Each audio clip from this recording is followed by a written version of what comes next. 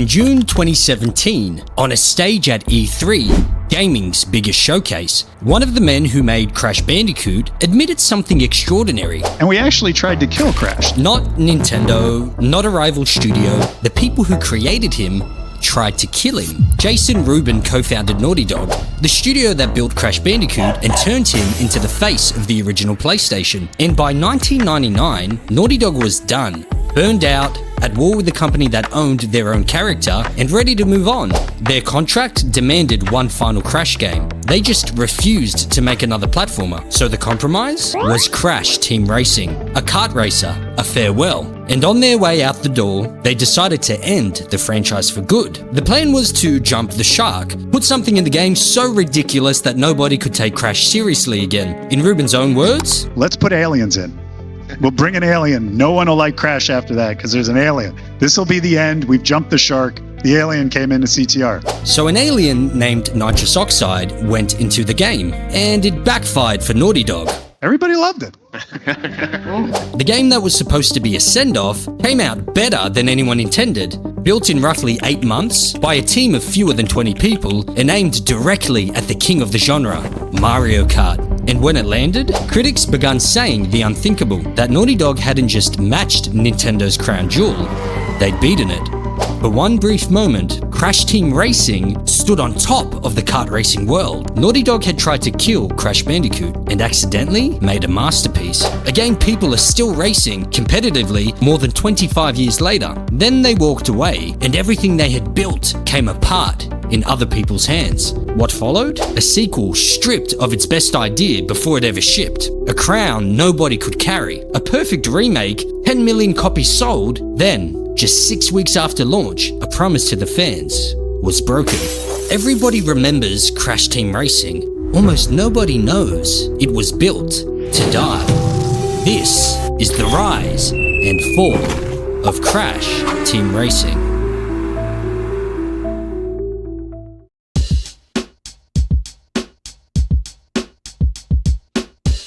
In 1996, Sony aired one of the most shameless commercials in gaming history. A man in a Crash Bandicoot costume pulls up outside Nintendo's headquarters, raises a megaphone, and starts taunting Mario by name. Hey, plumber boy, mustache man, your worst nightmare has arrived. Daring him to come out and face him.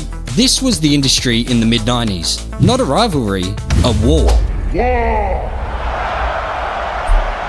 On one side stood Nintendo, the empire, decades of dominance, and the most famous character in gaming, Mario. On the other stood Sony, the electronics giant that had been in the console business for barely 2 years, whose PlayStation was winning on power and attitude, but was missing the one thing money couldn't simply buy: a face, a mascot, their own Mario. They found him in a spinning orange marsupial from a small California studio called Naughty Dog. Crash Bandicoot was built as the anti-Mario, and Sony threw him straight at Nintendo's throne. And it worked. 3 games in 3 years, each one a monster. By the end of the 90s, Crash Bandicoot was the face of PlayStation. And on the platforming front, the war was genuinely competitive. But there was one arena where it never was. One genre where Nintendo didn't just lead, they'd invented the whole thing. In 1992, Super Mario Kart took Nintendo's mascots, shrunk them into go-karts, and created a genre out of nothing. And when Mario Kart 64 arrived on the Nintendo 64, it became something bigger than a game.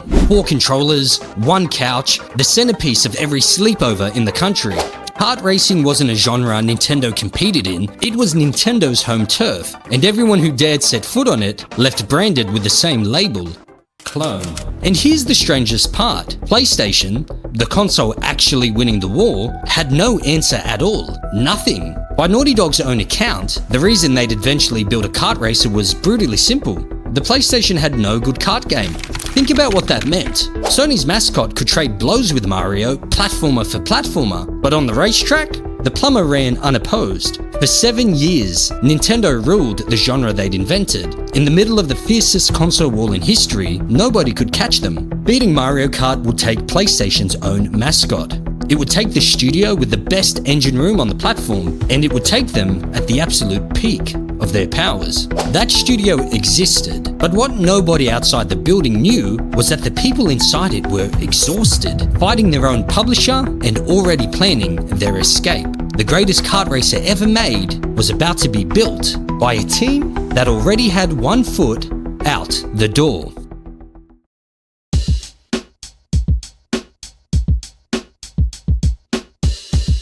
By the time Crash Team Racing was born, Naughty Dog had nothing left to give. 3 Crash games in 3 years. Crash Bandicoot in 1996, Cortex Strikes Back in 1997, Warped in 1998, each one bigger than the last, each one built at a pace that breaks studios. And all of it for a character they didn't even own, because Crash belonged to Universal Interactive, the publisher Naughty Dog had spent those same years fighting. By 1999, the contract had 1 game left on it, and the studio had made its decision. This would be the last Crash game they ever built. But Sony still wanted a 4th Crash, and Naughty Dog flatly refused to make another platformer. The compromise sat in the middle of the table. A kart racer, the genre Nintendo owned, the genre PlayStation had never cracked. One last job. And here's where the story stops making sense, because a studio running on fumes, working through a contractual obligation in a genre they had never touched, should have phoned it in. Instead, Naughty Dog gave Crash Team Racing the biggest budget of any Crash game yet, $2.4 million, and then poured into it a schedule that shouldn't have worked. Games like this take years to build. Naughty Dog had about 8 months, and somewhere inside that sprint, a designer named Dan Arey built the thing that would make the game immortal. It was a turbo system built around the power slide, and on paper that's nothing new. Other kart racers had toyed with drift boost before. What made Arey's version different was what it demanded of you. Power slide into a corner, and the game challenges you to fire the boost at exactly the right instant. Then again, and again, stacking speed on top of speed, corner after corner, lap after lap. Get the timing wrong, and you kill your momentum. Get it right, and the kart starts to fly. Ruben's stated goal was to make CTR feel more interactive and involving than any kart racer before it. What Arey actually built was a skill ceiling higher than anything the genre had ever seen. Now hold those 2 pictures side by side, because by now, you're starting to see the paradox. A record budget, a designer quietly revolutionizing the genre, a team pushing the PlayStation's hardware to its limits, and at the exact same time, the people leading Naughty Dog were trying to make sure this would be the last Crash game anyone would ever want to make. They weren't trying to make a bad game, they were trying to make a final statement. Ruben said it himself. What won't anybody believe, because this is our last game? The idea was simple. If this was the end of Crash, then make the ending so absurd that nobody would want to continue it. An alien, a ridiculous villain, the end of Crash Bandicoot. Kill the franchise, not the farewell. Nitrous oxide was the signature at the bottom of Naughty Dog's resignation letter, and that is the irony of Crash Team Racing. The people trying to close the book on Crash accidentally wrote one of its greatest chapters. Jason Rubin has since called it, on sheer playability level, the best Naughty Dog game ever made. This from the studio that went on to build Uncharted and The Last of Us. In October 1999, they boxed it up, shipped it, and started packing their desks. All that was left was the question underneath the whole gamble. What happens when a team that wants out makes the game of their lives and aims it at the most untouchable franchise on Earth? Nintendo was about to find out.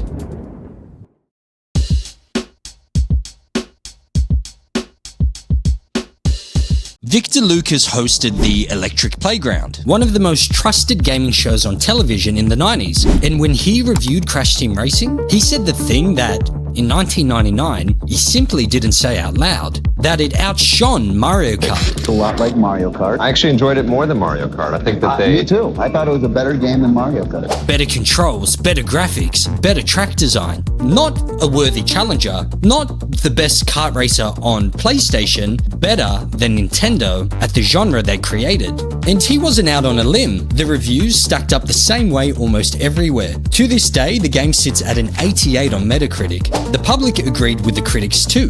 In its first month, Crash Team Racing was the third best-selling PlayStation game in America. It went on to move nearly 2 million copies in the United States, and, rarer still for a Western mascot, about 300,000 in Japan.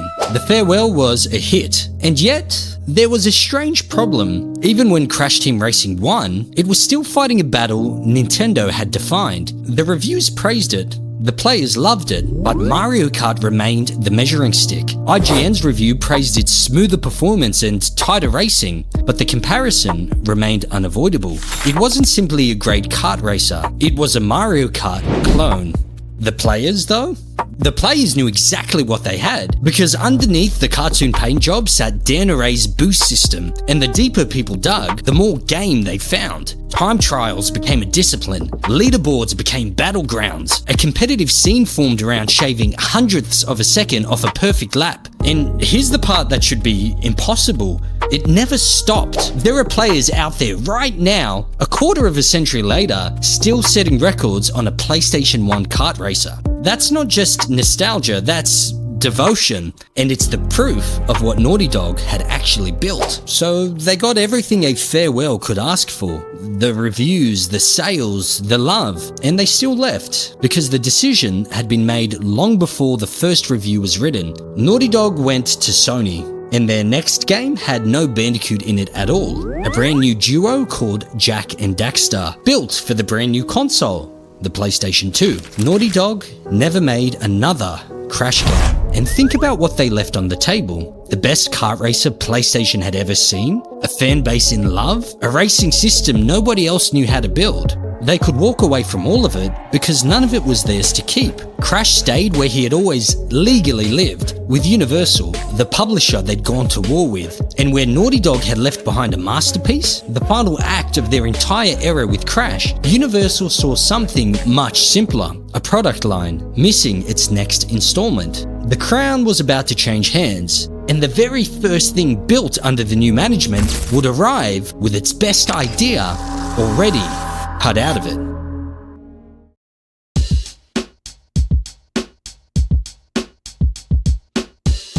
There are two versions of the sequel to Crash Team Racing, the one you got, and the one they cut apart before you ever saw it. The job of following Naughty Dog went first to Traveller's Tales, a British studio that would later become famous for the Lego games. And to their credit, they didn't try to photocopy CTR, they tried to push it forward. Their sequel's big idea was damage. Parts that visibly fell apart as the race wore on, bodywork flying off, wheels shearing away until you were rattling down the track on almost nothing, kept alive by repair pickups scattered around the circuit. Risky, ambitious, new. Exactly the kind of idea a sequel to a masterpiece deserved.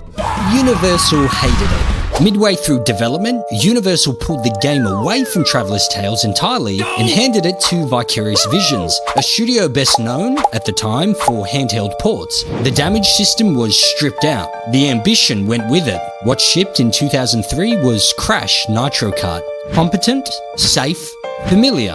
CTR systems in a new coat of paint with an alien emperor where an alien invader used to be. Critics called it addictive, but not innovative. Nobody called it better than Mario Kart, and nobody would say that about a Crash racer again for a very long time. 2 years later, it got stranger. Crash Tag Team Racing, from a Canadian studio called Radical Entertainment, made its party trick, fusing two karts together mid-race, and aimed itself squarely at children. It wasn't a successor, it was a spin-off of a spin-off, and the clearest sign yet that the people running Crash no longer knew what his racing series was for. And then the karts left consoles altogether. What remained of Crash's racing legacy was scattered onto phones, including a little iPhone game called Crash Bandicoot Nitro Kart 3D, thrown onto the Apple's App Store the year the store opened. And here's the thing, by April 2009, that throwaway phone game was the #1 top-selling paid app on the entire App Store. The franchise everyone had written off could still top a chart. The audience hadn't gone anywhere, they were just waiting for something worth buying.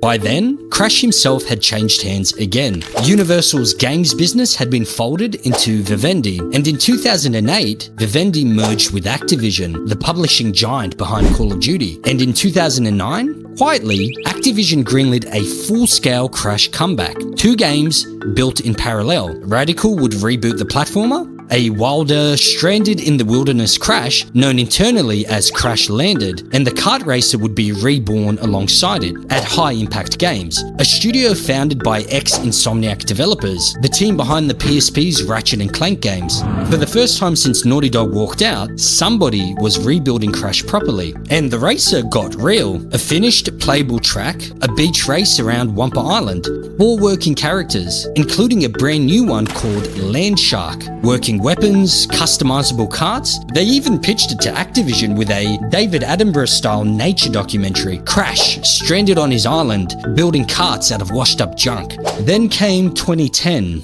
Activision, in full retreat, swung the axe across its Crash slate in a wave of layoffs, and both games died together. Neither had ever been announced. Nobody even knew to mourn them. And the ending is crueler than the cancellation. High Impact Games took the bones of their dead Crash racer and rebuilt them into a licensed kart game that shipped the very next year, DreamWorks Superstar Karts. The heir to PlayStation's racing crown became a Shrek game. For years, all of this was rumor and a handful of leaked screenshots. Then, in February of this year, one of the race's own designers, David Goodrich, put a full hour of unedited gameplay online. You can watch the ghost run. Add up the years. From Crash Tag Team Racing in 2005, 14 years would pass without a single Crash kart racer on a console. That's not a franchise resting, that's a franchise buried. Once by indifference, and once, in secret, by a corporate axe. But through all of it, in Quebec, there was a studio full of people who had never stopped thinking about 1999, and what they built next would bring the whole thing back from the dead. Quick message before we continue. If you really enjoy these deep dives into the games we grew up with and want even more, then you belong in the Squidz Squad. Memberships get you early access to videos like this one, behind the scenes stuff, and a say in what we cover next. Simply hit the join button down below. Now, back to the video.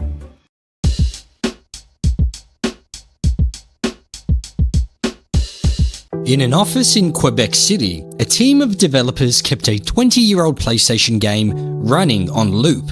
They played it between builds, they played it after hours, they pulled apart 2 decades of fan forums to find out which corners mattered, which shortcuts were sacred, which tiny details people would ride over if they came back wrong. This was Beenox, a studio that had spent years working on other people's franchises, and in their hands was the assignment of a lifetime: rebuild Crash Team Racing from the ground up.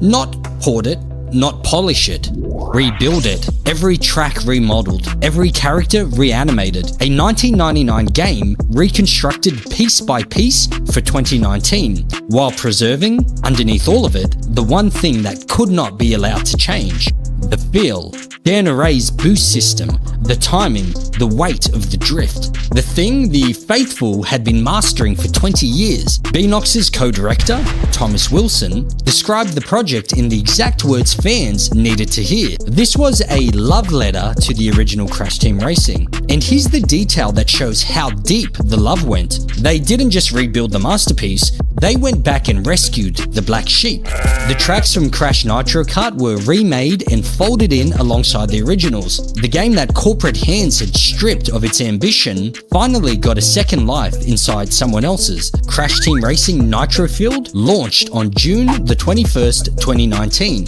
and the audience that had spent 14 years waiting for something worth buying, they bought it. Nitro Field had the biggest launch month of any Crash game in history, bigger than the remake collection that had resurrected Crash himself 2 years earlier. It went on to sweep the Racing Game of the Year awards, the Game Critics Awards, the Game Awards, IGN, and over the years that followed, it sold more than 10 million copies. A 20-year-old kart racer reborn, outselling almost everything the franchise had ever produced. And the love letter extended to the business model. At E3, days before launch, the developers made a promise: No microtransactions. Every character, every cart, every skin earnable by playing. The months of new content coming after launch, new tracks, new races, whole seasons of it, all of it free. The only thing money could buy was a special edition of the game itself. Think about where this story started. A farewell built by a studio heading out the door, designed to end the franchise. 20 years later, a studio full of believers rebuilt it with the care of a restoration team working on a cathedral, and millions of people came home to it. The crown was back. The fans were back. The promise was made. It lasted 6 weeks.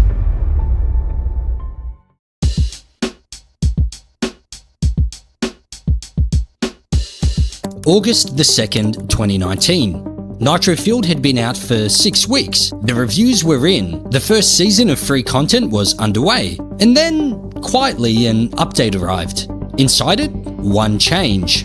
Wumpa coins, the currency you earned by racing, could now be bought with real money. And let's be precise about what that means, because it matters. Nothing was removed from the game. Every character, every cart, every skin could still be earned the same way as before. What went on sale was time.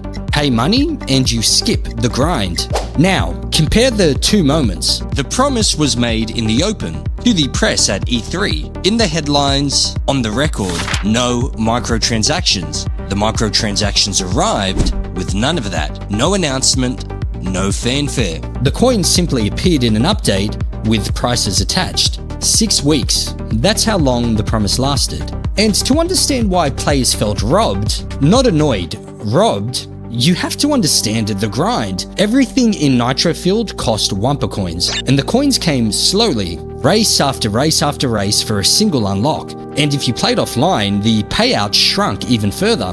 The community had made peace with all of that for exactly one reason: equality. Everything earnable, nothing for sale. A steep hill is fair if everyone climbing it has to start from the bottom. Selling coins changed what that hill meant. To a huge part of the player base, the grind now read like a sales pitch, as if the hill had been built steep so that one day someone could sell you a ladder.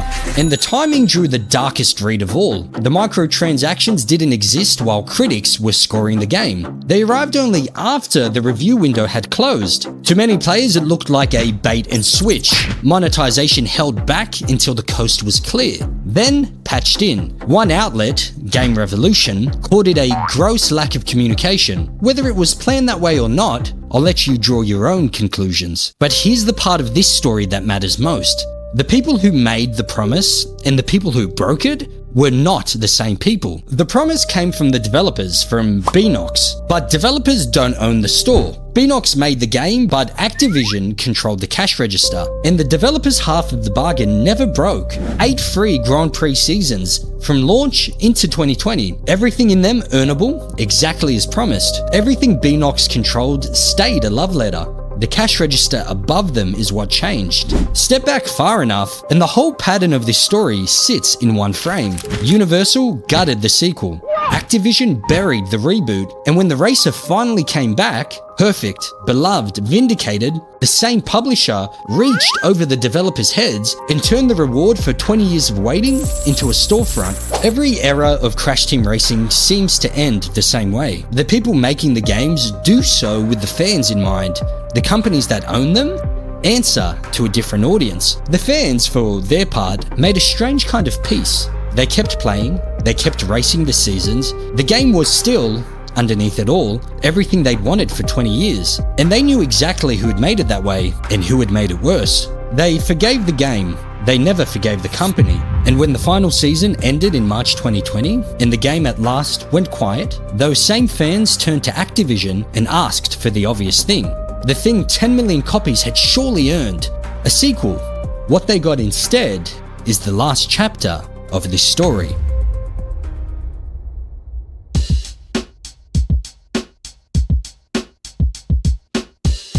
What the fans got instead arrived in June 2023, and it was called Crash Team Rumble. It wasn't a kart racer, it wasn't a platformer, it was a 4 versus 4 online brawler, a live service, team-based arena game built by Toys for Bob, the studio then in charge of Crash, and it hadn't even started life as its own game. It had once been planned as a multiplayer DLC for a Crash platformer before being spun out and sold on its own. 24 years of begging for a sequel to Crash Team Racing, and the answer, when it finally came, was a genre nobody had asked Crash to enter. The audience never arrived, sales were disappointing, and the game struggled to build the community a live service title needs. And within a year, it was over. The final content update shipped in March 2024. The microtransactions were switched off, and the servers were left quietly running, a museum with the lights on, from concept to abandonment in under 12 months. And here's the detail that makes Rumble more than just a flop. While it was dying, the ground shifted underneath everything. In October 2023, Microsoft completed the biggest acquisition in gaming history, $69 billion for Activision Blizzard and every franchise inside it, including Crash. Sit with that for a second. Crash Bandicoot, the character Sony built into the face of PlayStation, the mascot who stood outside Nintendo's headquarters with a megaphone, now belongs to Xbox. The kart racer that critics once said outshone Mario Kart is owned by the company that spent 30 years fighting Nintendo from the other side. The war from Chapter 1 never ended, the challenger just changed hands. Again. So where does that leave the crown? Count it up. In more than 25 years, the greatest kart racer PlayStation ever produced has been given one true sequel, gutted before it shipped, one spin-off, pointed at children, one reboot, executed in secret, one remake, perfect, then poisoned in week 6. Every attempt, under every owner, ended the same way. And yet, the hints keep piling up. Fans noticed Beanox, the love letter studio, quietly adding nitro-fueled back into its social media banner. Concept art surfaced of Crash in a kart, drawn in his modern design, a design that didn't exist the last time anyone made a Crash racer. There have been rumors of nitro-fueled returning on modern platforms, PC included, crossplay and all. There are whispers every award season of a reveal. And every scrap of it is hearsay until somebody official says the words out loud. Nothing is announced, nothing is confirmed. The fans have been burned too many times to treat smoke as fire. But look at what's sitting on the table. A remake that sold more than 10 million copies, proof the audience never left, a studio that already rebuilt the game once, with love, and is still standing, a community that has never stopped racing the original, 27 years of lap times and counting. Every piece of a comeback exists. Naughty Dog built this game to die. It refused. It survived its creators leaving, its sequel being gutted, a secret execution and a broken promise. The only thing it has never survived, the only thing it still can't outrun, is an owner deciding it isn't worth the trouble. The fans are ready. The studio is ready. The game has been ready for 27 years. The only thing standing in its way is the one thing that has always stood in its way. The people holding the keys. So that's Crash Team Racing, a farewell that became a legend that nobody in charge ever quite knew what to do with, but the players did. For 27 years, they kept the engine running, they kept setting records, they kept racing, and maybe that's why Crash Team Racing has survived everything thrown at it, because games can be owned by companies, but they're kept alive by the people who love them.